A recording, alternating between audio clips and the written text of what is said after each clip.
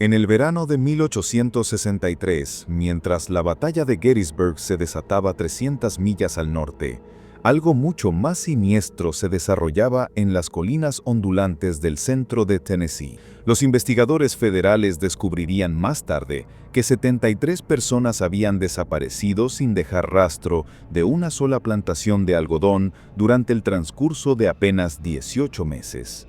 No eran esclavos fugitivos, no eran soldados desertores, no eran víctimas de incursiones confederadas, sino trabajadores libres, peones contratados e incluso familias vecinas que simplemente habían hecho demasiadas preguntas sobre la prosperidad imposible de la familia Chamberlain durante la guerra más sangrienta de América. Los registros oficiales fueron sellados por orden militar y enterrados en archivos de Washington que no verían la luz del día durante más de un siglo. Lo que hace este caso verdaderamente aterrador no es solo el número de víctimas, sino la precisión metódica con la cual fueron eliminadas, sus pertenencias catalogadas como inventario y sus cuerpos disueltos en baños químicos que no dejaron rastro para que las familias dolientes pudieran llorar. Esta noche vamos a descubrir lo que realmente sucedió detrás de las columnas blanqueadas de la mansión Rosewood y por qué la dinastía algodonera más exitosa del Tennessee en tiempos de guerra construyó su fortuna sobre una fundación de 73 tumbas sin marcar que nunca debía ser perturbada. La mansión Rosewood se alzaba como un monumento reluciente a la prosperidad sureña en el condado de Rutherford, Tennessee, apenas 20 millas al sureste de Nashville. Construida en 1834 por el padre de Ezekiel Chamberlain, la plantación había resistido tormentas económicas que destruyeron propiedades menores. Pero para 1863, mientras las plantaciones vecinas luchaban con escasez de mano de obra y bloqueos de la Unión, Rosewood estaba produciendo más algodón de lo que había producido en sus años antebellum más prósperos. La mansión de 3 pisos de renacimiento griego, con sus 6 imponentes columnas corintias y galerías envolventes de doble nivel, comandaba una vista de casi 2.000 acres del suelo negro más rico del centro de Tennessee. La casa misma era una obra maestra de arquitectura antebellum, con chimeneas de mármol italiano tallado a mano, candelabros de cristal importados de Francia y paneles de caoba que habían sido curados durante 7 años antes de la instalación. Ezekiel Chamberlain había heredado más que solo tierra de su padre. A los 42 años, poseía la mente calculadora de un hombre de negocios nato y la determinación despiadada que había hecho que el nombre Chamberlain fuera sinónimo de éxito por todo el valle del río Cumberland. Con 6 pies de altura, ojos grises penetrantes y cabello prematuramente plateado, Ezequiel se comportaba con el porte de la aristocracia sureña, pero aquellos que lo conocían bien reconocían algo más frío bajo el exterior pulido. Sus manos, aunque suaves por una vida de privilegio, llevaban callos inusuales, no del trabajo honesto, sino de actividades que sus vecinos nunca habrían imaginado. A diferencia de muchos propietarios de plantaciones que habían huido hacia el sur cuando las fuerzas de la Unión se acercaron a Nashville, Ezequiel había permanecido, alegando neutralidad mientras negociaba secretamente contratos de algodón tanto con intendentes confederados como con oficiales de adquisiciones de la Unión. Su estrategia era brillante en su audacia. Vendía algodón a los confederados a precios inflados de tiempos de guerra, luego vendía el mismo algodón a las fuerzas de la Unión cuando interceptaban los trenes de suministros confederados, cobrando el pago 2 veces por los mismos bienes. Pero esto era solo el comienzo de su elaborado engaño. Su esposa Margaret, una mujer de voluntad de acero de una vieja familia tabacalera de Virginia, manejaba los asuntos domésticos con la precisión de un comandante militar. A los 38 años había sido considerada una gran belleza en su juventud, pero los años habían endurecido sus características en algo que inspiraba más miedo que admiración entre los trabajadores de la plantación. Mantenía registros meticulosos de cada aspecto de las operaciones domésticas, desde el consumo semanal de harina y melaza hasta el número exacto de velas quemadas en cada habitación. Sus libros de cuentas eran obras de arte en sí mismos, llenos de entradas precisas escritas en su distintiva escritura de placa de cobre. Lo que esos libros no registraban, sin embargo, eran las conversaciones que tenía con su esposo tarde en la noche, planeando operaciones que iban más allá del manejo de algodón y esclavos. Sus hijos gemelos, Daniel y Samuel, ambos de 21 años, habían heredado la inteligencia fría de sus padres, pero carecían de la paciencia y sutileza de la generación mayor. Daniel, el mayor por 17 minutos, era un joven delgado y nervioso con los ojos grises de su padre y el hábito de ajustarse constantemente las gafas cuando estaba planeando algo desagradable. Había estudiado contabilidad y química en la Universidad de Tennessee antes de que la guerra interrumpiera su educación, conocimiento que resultaría invaluable para las empresas secretas de la familia. Samuel era más ancho y físicamente más imponente que su hermano, con hombros poderosos y manos que parecían demasiado grandes para su cuerpo. Siempre había sido el más violento de los gemelos, el que disfrutaba los aspectos prácticos del negocio de su padre, de maneras que a veces perturbaban incluso a Ezequiel. La primavera de 1862 había traído caos a Tennessee, que parecía ofrecer oportunidades ilimitadas para aquellos lo suficientemente astutos para explotar la situación. Las tropas federales ocupaban Nashville, las fuerzas confederadas controlaban gran parte del campo y el río Cumberland se convirtió en una vía navegable disputada donde las fortunas podían hacerse o perderse con un solo cargamento.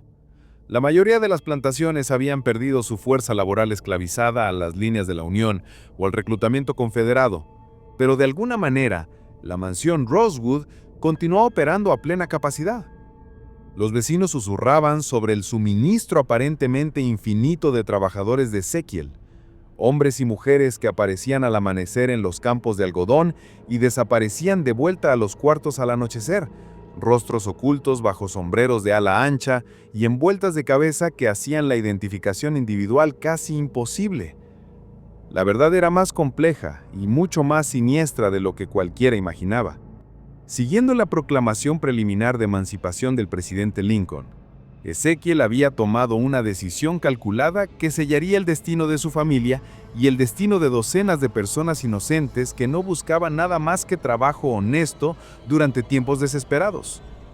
En lugar de perder su fuerza laboral esclavizada, había comenzado a ofrecer salarios tanto a esclavos liberados como a trabajadores blancos desesperados por empleo en la economía destrozada por la guerra. La oferta era generosa según los estándares de tiempos de guerra: $2 al día, más habitación y comida, más de lo que la mayoría de los trabajadores de fábrica ganaban en Nashville o Memphis. Pero había una trampa, que no se mencionaba hasta después de que los contratos fueran firmados.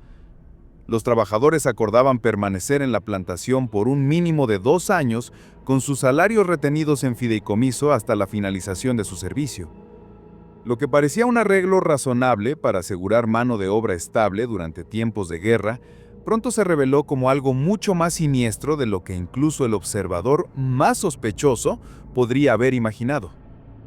La primera señal de que algo estaba terriblemente mal llegó cuando Martha Henley, una viuda de la cercana Murfreesboro, llegó al juzgado del pueblo preguntando por su hermano Thomas, un exherrero que había perdido su tienda por requisiciones de la Unión. Thomas había tomado empleo en la mansión Rosewood 6 semanas antes, prometiendo enviar palabra tan pronto como recibiera los salarios de su primer mes.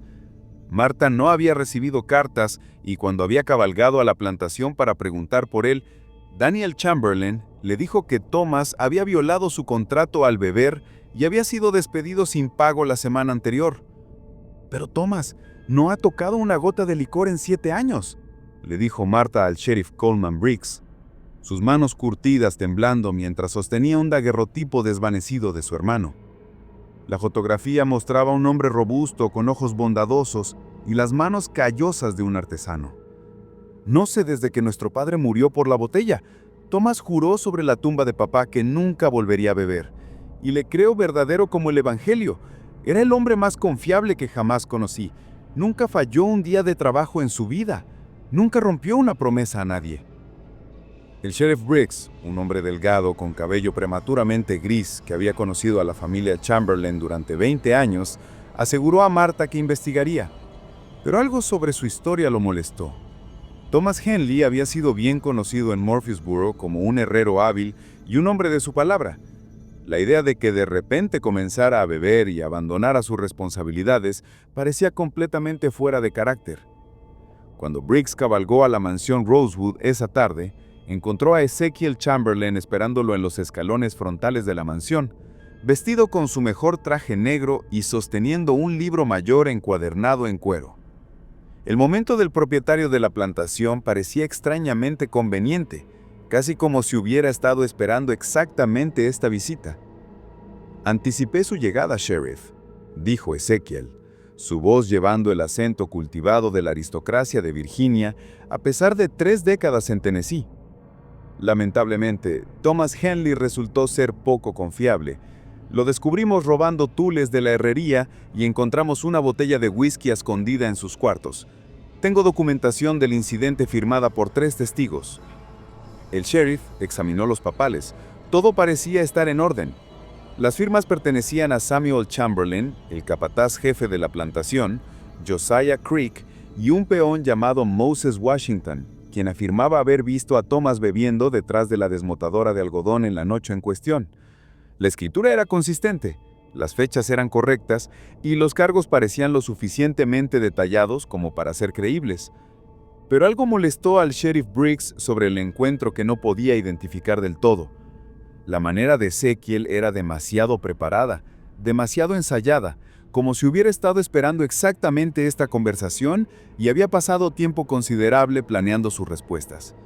Sus ojos grises nunca se desviaron del rostro del sheriff, pero había algo calculado en su mirada que sugería que estaba constantemente evaluando cómo sus palabras estaban siendo recibidas. Y había otra cosa, un olor que persistía alrededor de las dependencias de la plantación, algo químico y agudo que parecía fuera de lugar entre los olores usuales de una granja en funcionamiento. Le recordó a Briggs el olor que colgaba alrededor de la tenería del pueblo, pero más intenso y de alguna manera más desagradable.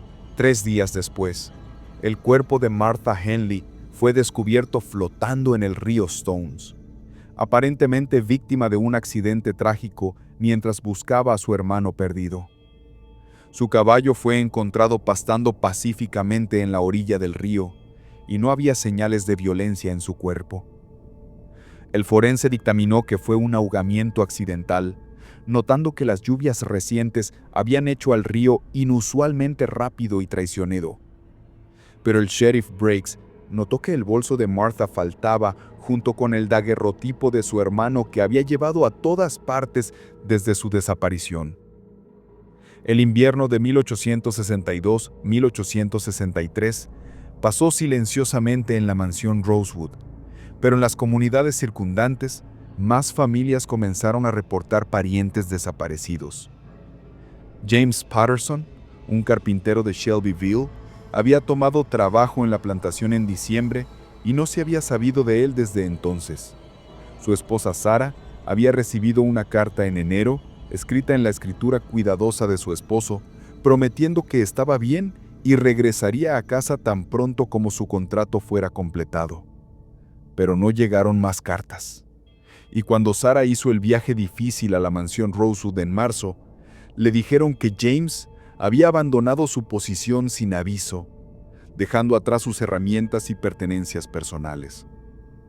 Eleanor Walsh, una joven irlandesa huyendo de la pobreza en Nashville, había sido contratada como costurera en enero y había desaparecido completamente.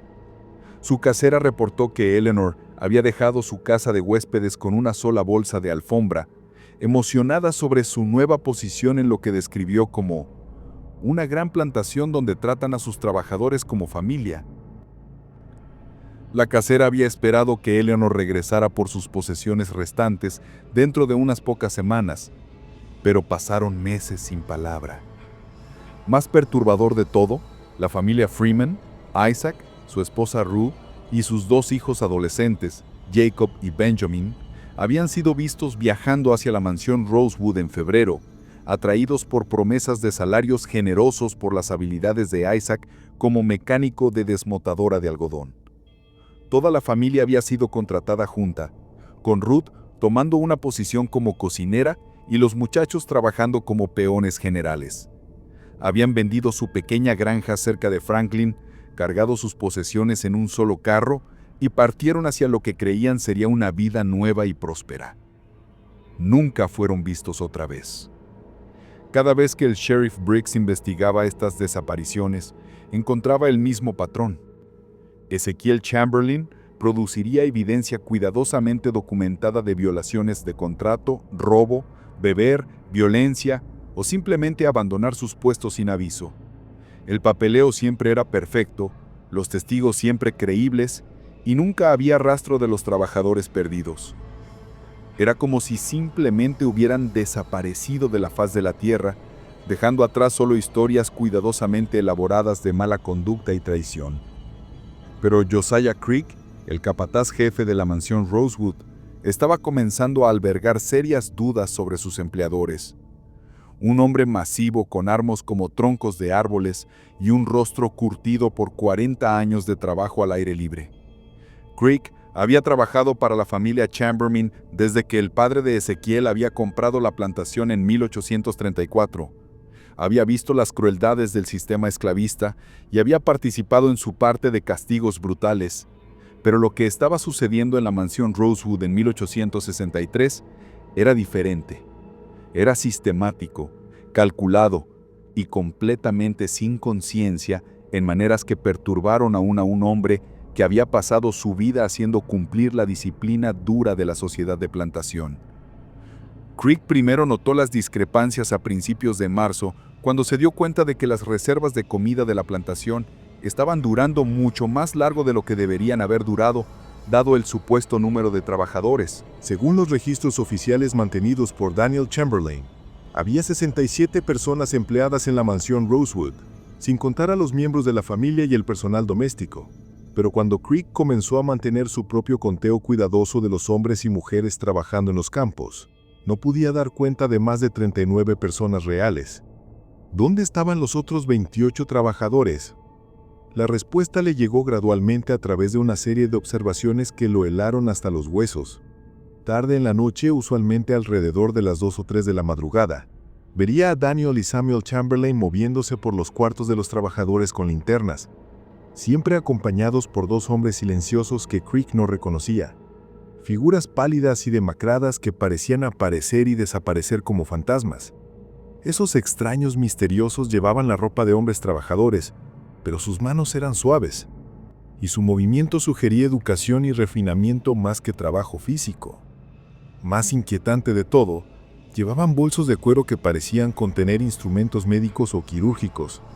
Estas visitas de medianoche siempre coincidían con trabajadores que no aparecían para el pase de lista matutino. Creek iría a sus cuartos para investigar, solo para encontrar las cabañas vacías y cuidadosamente limpiadas, sin señal de que alguien hubiera vivido allí jamás. Pertenencias personales, herramientas, ropa extra, todo habría desaparecido, como si los trabajadores perdidos nunca hubieran existido en absoluto. En una noche húmeda de abril de 1863, las sospechas crecientes de Creek finalmente lo llevaron a seguir a los hermanos Chamberlain mientras hacían sus rondas por los cuartos de los trabajadores. Manteniéndose en las sombras entre los edificios de madera, observó mientras Daniel y Samuel Chamberlain entraron a la cabaña de un peón llamado Benjamin Carver, un hombre negro libre de Memphis, quien había estado haciendo demasiadas preguntas sobre compañeros de trabajo perdidos.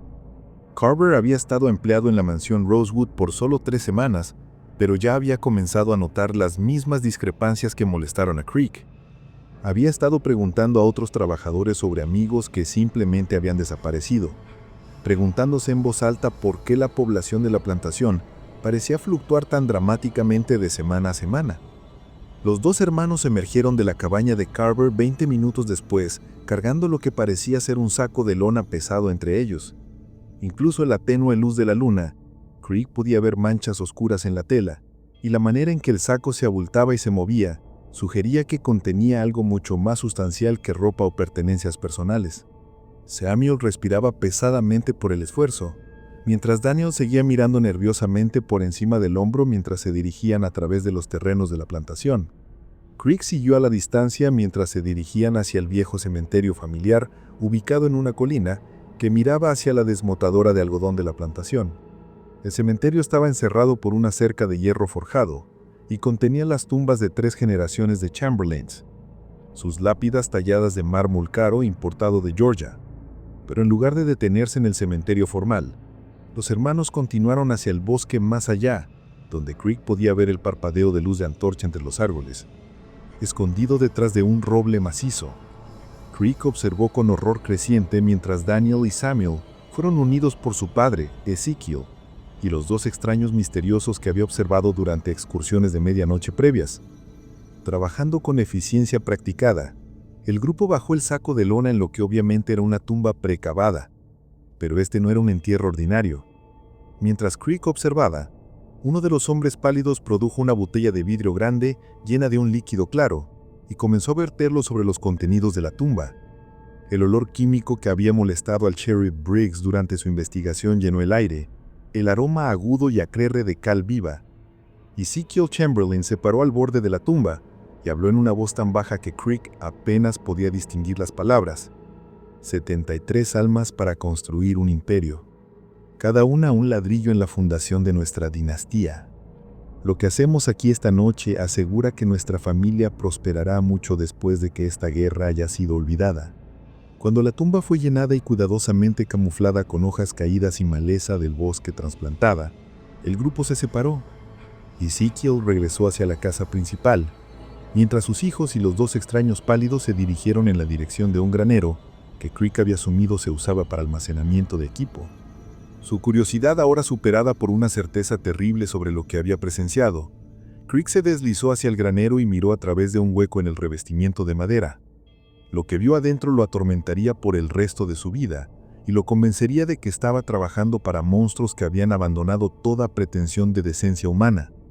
El granero había sido convertido en algo que se parecía a una fábrica macabra, diseñada para el procesamiento sistemático de restos humanos. A lo largo de una pared había una serie de grandes tinas de madera llenas con la misma solución de cal viva que Creek había visto verter en la tumba. El químico se usaba para acelerar la descomposición, descomponiendo la materia orgánica y no dejando rastro de las víctimas excepto los objetos valiosos que podían ser recuperados y revendidos.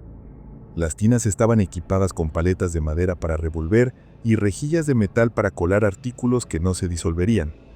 Pertenencias personales, joyería, herramientas y hasta ropa estaban ordenadas en pilas ordenadas en largas mesas de madera. Creek podía ver artículos familiares entre los bienes cuidadosamente organizados: el cinturón distintivo de herramientas de cuero de Thomas Henley, el medallón de plata de Eleanor Walsh, y lo que parecían ser los anillos de boda de la familia Freeman alineados en una pequeña caja. En un rincón, un pequeño horno brillaba al rojo vivo, usado para derretir artículos de oro y plata en lingotes sin marca que podían venderse sin levantar sospechas sobre su origen. Pero el descubrimiento más escalofriante fue una serie de libros contables que yacían abiertos en un escritorio cerca de la entrada del granero. En la escritura meticulosa de Daniel Chamberlain, Creek podía ver entradas que registraban no producción de algodón o ventas de ganado, sino vidas humanas reducidas a nada más que márgenes de ganancia. Cada entrada incluía el nombre de la víctima, fecha de llegada, fecha de muerte y un inventario detallado de sus posesiones junto con valores estimados. Thomas Henley, 15 de noviembre de 1862. Herramientas y reloj de plata, $47. James Patterson, 22 de diciembre de 1862. Herramientas de carpintero y anillo de oro, $89. Eleanor Walsh, 18 de enero de 1863. Suministros de costura y medallón de plata, $23. Familia Freeman, 8 de febrero de 1863. Carro, herramientas, bienes domésticos, efectos personales, $156. Las entradas continuaron por páginas, cada una representando a una persona que había venido a la mansión Rosewood buscando trabajo honesto y en cambio había encontrado solo muerte.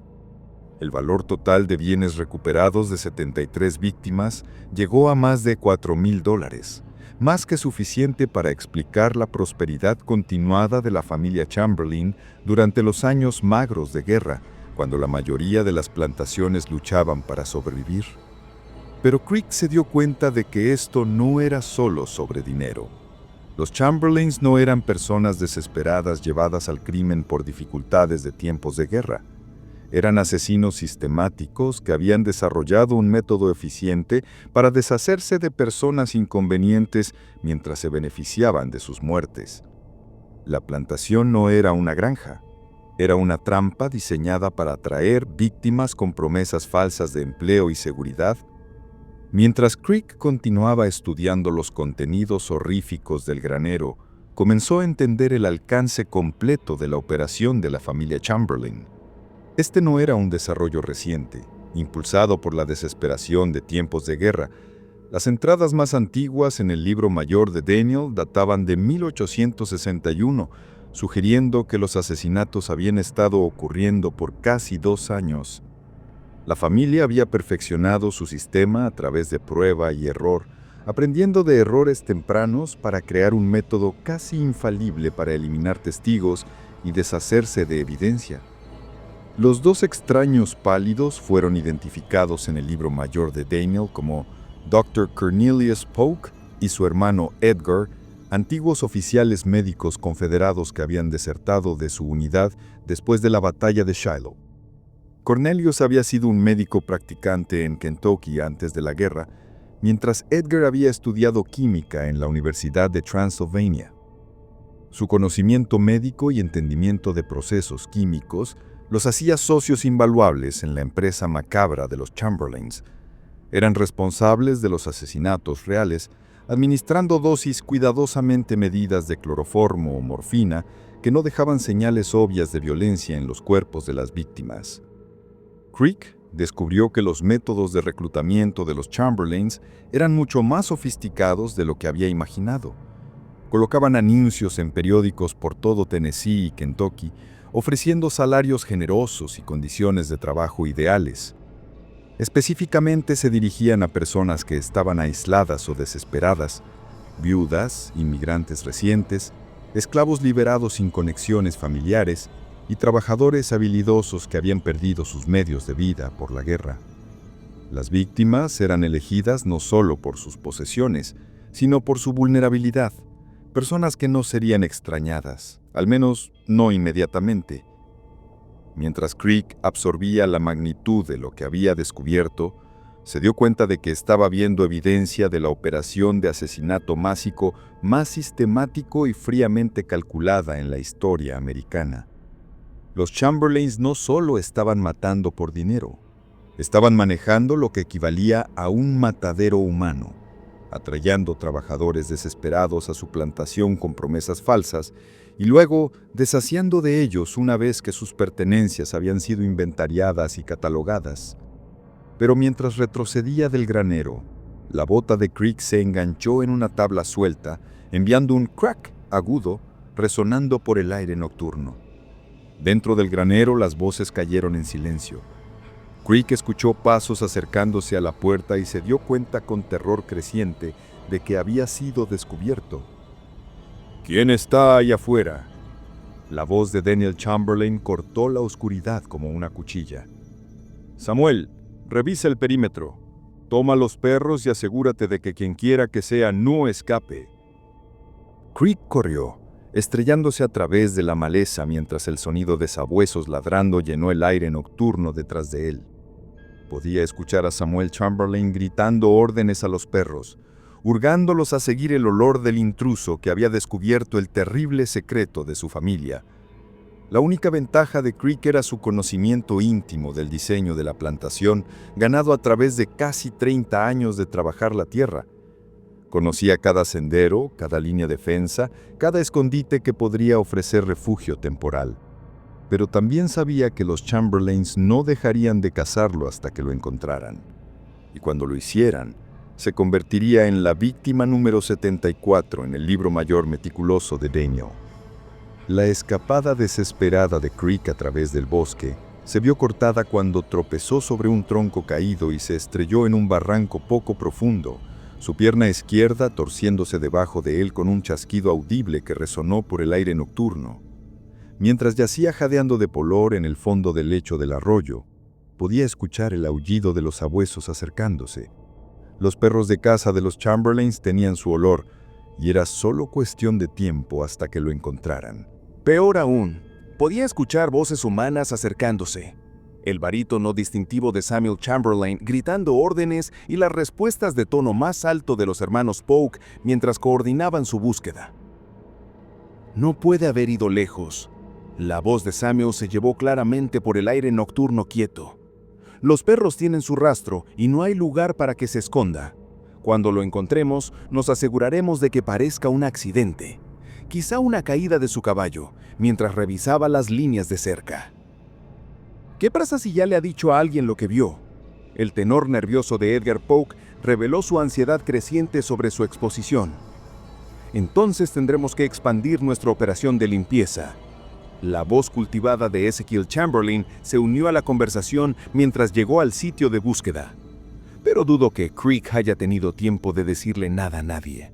Es un número simple que se mantiene solo. Incluso si desaparece, no causará el tipo de investigación que podría amenazar nuestra operación.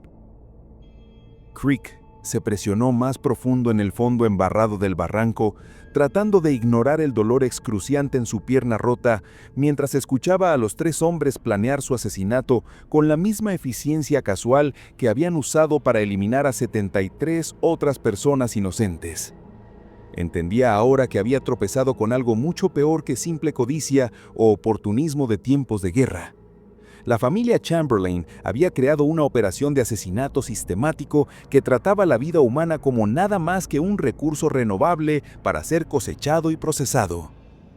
Pero el destino intervino en la forma del cabo William Hayes, un explorador de caballería de la Unión que había estado observando la mansión Rosewood durante 3 días como parte de una misión de reconocimiento ordenada por el general mayor William Rosecrans.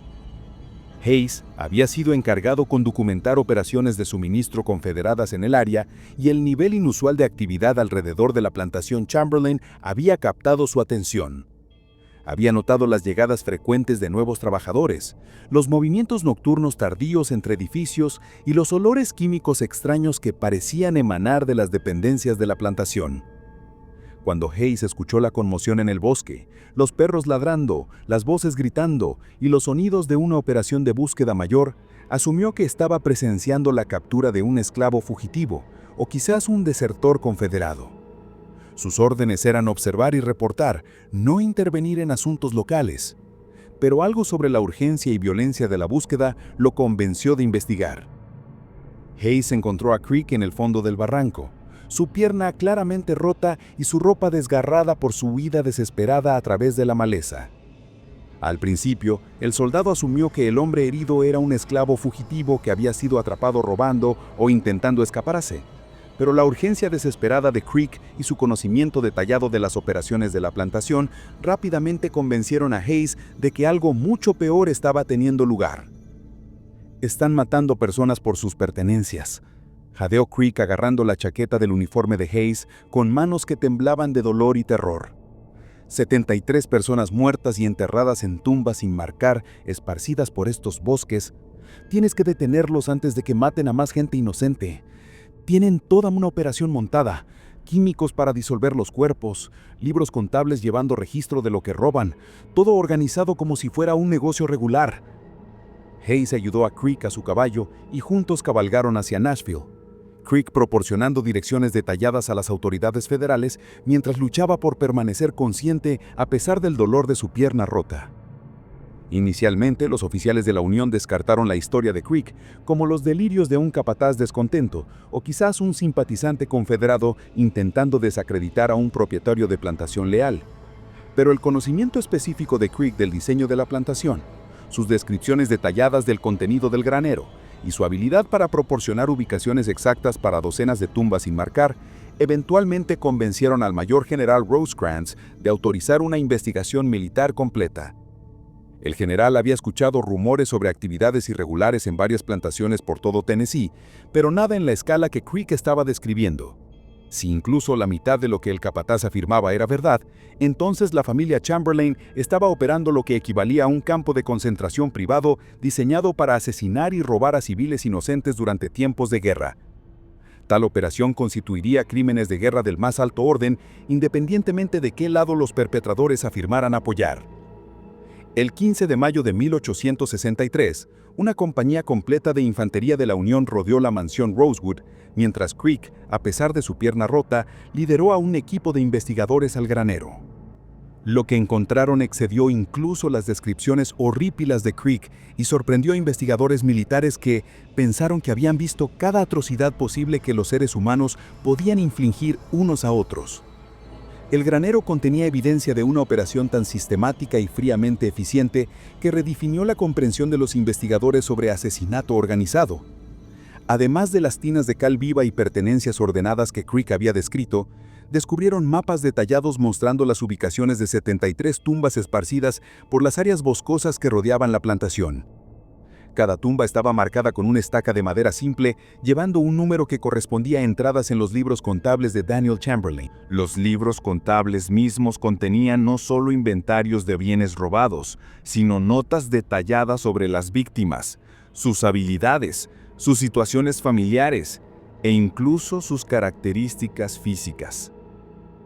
Los investigadores encontraron evidencia de que los Chamberlain habían estado experimentando con diferentes métodos de matar a sus víctimas, aparentemente buscando el enfoque más eficiente que dejaría las menores huellas. Las entradas tempranas describían envenenamientos toscos y accidentes escenificados. Pero registros posteriores mostraron sofisticación creciente tanto en los asesinatos como en la disposición de evidencia. Los hermanos Polk habían traído experiencia médica que permitía a la familia matar a sus víctimas rápida y silenciosamente, usando drogas que imitaban muerte natural o accidente. Quizá más escalofriante de todo, los investigadores descubrieron un plan de negocios detallado escrito en la propia escritura de Ezekiel Chamberlain, delineando su visión para expandir la operación después de que terminara la guerra. Había calculado que el desplazamiento masivo de población durante la reconstrucción crearía condiciones perfectas para asesinato sistemático en una escala incluso mayor. Esclavos liberados buscando trabajo, blancos desplazados tratando de reconstruir sus vidas, inmigrantes llegando de Europa, todos proporcionarían un flujo constante de víctimas vulnerables que podían ser eliminadas sin desencadenar investigaciones mayores. Pero cuando los soldados intentaron arrestar a la familia, encontraron la mansión Rosewood abandonada. Los Chamberlain habían huido durante la noche, aparentemente advertidos por cómplices en el pueblo que habían observado los preparativos militares. Habían tomado con ellos solo lo que podían cargar a caballo, abandonando una fortuna en algodón, ganado y maquinaria. Más importante, habían dejado atrás evidencia de sus crímenes que sorprendería incluso a investigadores militares endurecidos, acostumbrados a las brutalidades de la guerra civil. Los dos extraños pálidos que habían asistido a los Chamberlain fueron identificados como Dr. Cornelius Polk y su hermano Edgar, antiguos oficiales médicos confederados que habían desertado de su unidad después de la batalla de Shiloh en abril de 1862. Los registros militares mostraron que ambos hombres habían sido reportados como desaparecidos en acción, pero el testimonio de Creek reveló que realmente habían sido reclutados por los Chamberlain para proporcionar experiencia médica para su operación de asesinato.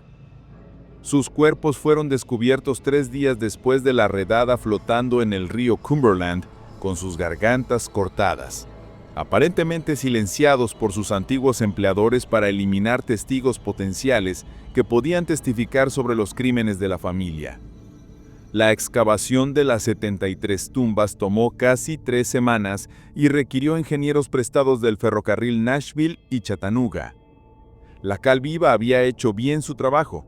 En la mayoría de los casos, solo fragmentos de hueso y ropa permanecían para testificar la existencia de las víctimas, pero esos fragmentos fueron suficientes para confirmar el testimonio de Creek y proporcionar alguna medida de cierre a las familias que habían pasado meses preguntándose por sus parientes perdidos. La investigación reveló que la operación Chamberlain había sido mucho más extensa de lo que cualquiera había imaginado. Tenían cómplices en Nashville, Memphis, Louisville y hasta tan lejos como San Luis. Operadores de casas de huéspedes, contratistas laborales y editores de periódicos que ayudaban a identificar y reclutar víctimas potenciales. La red había estado operando por casi 2 años y había generado ganancias que permitían a la familia vivir en lujo mientras la mayoría de sus vecinos luchaban con escaseces de tiempos de guerra. Las autoridades federales lanzaron una búsqueda masiva por la familia Chamberlain, ofreciendo recompensas sustanciales por información que llevara a su captura. Carteles de Se Busca con sus fotografías fueron distribuidos por todo el sur y tan al norte como Canadá. Pero la familia parecía haber desaparecido tan completamente como sus víctimas. Algunos reportes los colocaron en México, otros afirmaron que habían huido a Sudamérica, y unos pocos testigos juraron que habían visto a Ezequiel Chamberlain abordando un barco en móvil con destino a Europa con pasaportes británicos falsificados. La verdad sobre su destino final nunca fue establecida. Rumores persistieron durante décadas sobre avistamientos en varias ubicaciones, pero ninguno fue jamás confirmado. La mansión Rosewood fue confiscada por las autoridades federales y convertida en un hospital militar para heridos de la Unión. La ironía no se perdió en nadie de que una casa construida sobre las ganancias de asesinato sistemático pasaría el resto de la guerra sirviendo como un lugar de sanación. Los campos de algodón de la plantación fueron divididos entre esclavos liberados y refugiados blancos que habían perdido sus hogares por la guerra, creando una comunidad de pequeños granjeros que trabajaron juntos para superar el legado de horror que había manchado la tierra. La mansión misma, con sus columnas blancas relucientes y galerías elegantes, permaneció vacía por casi 20 años después de que terminó la guerra. Los residentes locales evitaron la propiedad, afirmando que estaba maldita por los espíritus de las víctimas asesinadas. Varios intentos de restaurar la casa y los terrenos fallaron cuando los trabajadores reportaron ruidos extraños, accidentes inexplicados y una sensación abrumadora de pavor que hizo imposible completar sus tareas. Finalmente, en 1884, la propiedad fue comprada por el ferrocarril Louisville y Nashville y la mansión fue demolida para dar paso a un patio de trenes y estación de cambios. Hoy, nada queda de la dinastía Chamberlain, excepto por un pequeño marcador histórico erigido por el estado de Tennessee en 1963, exactamente 100 años después del descubrimiento de las 73 tumbas. Josiah Creek, el capataz, cuyo coraje expuso los crímenes de los Chamberlain, sobrevivió la guerra y pasó sus años restantes trabajando con autoridades federales para localizar a las familias de las víctimas y ayudarlas a entender lo que había pasado a sus parientes perdidos. La pierna rota que sufrió durante su huida desesperada por los bosques de Tennessee nunca sanó apropiadamente y caminó con una cojera pronunciada por el resto de su vida. Un recordatorio permanente de la noche que descubrió que la búsqueda de riqueza podía transformar a los seres humanos en algo mucho más monstruoso que cualquier criatura de leyenda o folclore. El testimonio de Creek en el tribunal militar subsecuente fue instrumental para establecer precedentes legales para procesar crímenes de guerra. Aunque la familia Chamberlain misma nunca fue llevada ante la justicia, pasó incontables horas con investigadores militares, ayudándolos a entender el alcance completo de la operación de asesinato e identificar cómplices por toda la región. El precio psicológico de lo que había presenciado y participado, aunque indirectamente, atormentó a Creek por el resto de su vida. Nunca se casó. Nunca tuvo hijos y rara vez habló sobre sus experiencias, excepto cuando era requerido para testificar en procedimientos legales. Los vecinos lo describían como un hombre que parecía cargar una carga invisible, alguien que había visto demasiado del mal humano para confiar completamente en la bondad humana otra vez. En 1889, 26 años después del descubrimiento de las tumbas, Creek fue encontrado muerto en su pequeña cabaña cerca de lo que una vez había sido la propiedad de la mansión Rosewood. Había dejado atrás un testamento final escrito, sellado y dirigido a la Sociedad Histórica del Estado de Tennessee, con instrucciones de que no fuera abierto hasta después de su muerte. El documento, escrito en la escritura cuidadosa de Crick, proporcionó detalles adicionales sobre la Operación Chamberlain que nunca había revelado durante su testimonio oficial. Según la declaración final de Crick, las 73 víctimas conocidas representaban solo una porción de los crímenes de la familia Chamberlain. Estimó que el número real de personas asesinadas en la mansión Rosewood estaba más cerca de 100, con las víctimas adicionales siendo transeúntes, esclavos fugitivos y otros individuos cuyas desapariciones nunca serían reportadas a las autoridades. La familia había sido particularmente cuidadosa de apuntar a personas que existían en los márgenes de la sociedad, individuos cuyas muertes causarían disrupción mínima al funcionamiento normal de la comunidad. El testimonio de Crick también reveló que había sospechado que los asesinatos estaban teniendo lugar durante meses antes de que realmente los presenciara. Había notado las discrepancias en el consumo de comida, las actividades misteriosas nocturnas tardías y la manera en que ciertos trabajadores simplemente desaparecerían sin explicación. Pero había estado demasiado aterrorizado del poder e influencia de la familia Chamberlain para actuar sobre sus sospechas hasta que la evidencia se volvió abrumadora. Más perturbador de todo, la declaración final de Crick sugirió que los Chamberlain no habían sido únicos en sus crímenes. Afirmó haber escuchado rumores sobre operaciones similares en otras plantaciones por todo el sur, lugares donde el caos de tiempos de guerra proporcionaba cobertura para asesinato y robos sistemáticos.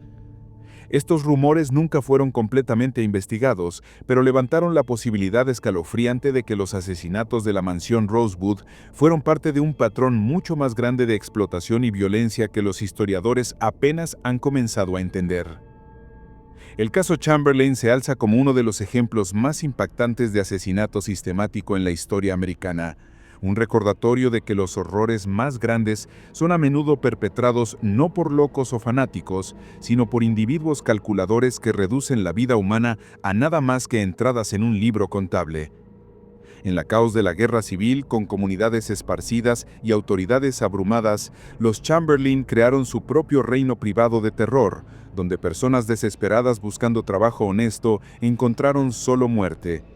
Lo que hace sus crímenes particularmente atroces no fue solo la escala del asesinato, sino el enfoque fríamente empresarial que tomaron hacia el asesinato. Estos no fueron crímenes de pasión o actos de desesperación de tiempos de guerra, sino decisiones comerciales calculadas por personas que veían a otros seres humanos como nada más que fuentes de ganancia. La llevanza meticulosa de registros, la disposición sistemática de evidencia y la selección cuidadosa de víctimas vulnerables, todos apuntan a un nivel de premeditación que desafía la comprensión. Los perfiles psicológicos que los criminólogos modernos han construido de los miembros de la familia Chamberlain sugieren que eran ejemplos clásicos de asesinos seriales organizados que operaron como grupo. Y sé quién. Parece haber sido el cerebro. Un líder carismático que convenció a su familia de que sus crímenes estaban justificados por su necesidad de mantener su posición social y prosperidad económica. Margaret sirvió como la gerente operacional, manejando la logística de la operación de asesinato con la misma eficiencia que trajo al manejo de asuntos domésticos.